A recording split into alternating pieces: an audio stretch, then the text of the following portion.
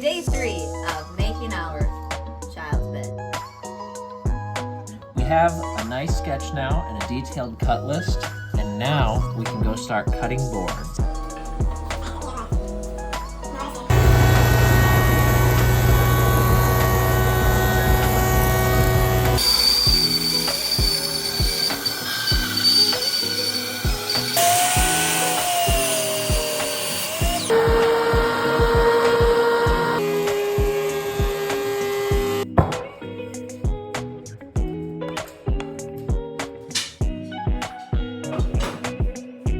We have all the pieces for the bed frame.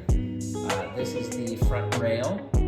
These all make up the side assemblies, and this is the stack that makes up the back panel. Next up for us is a bunch of glue ups to make these 2x2.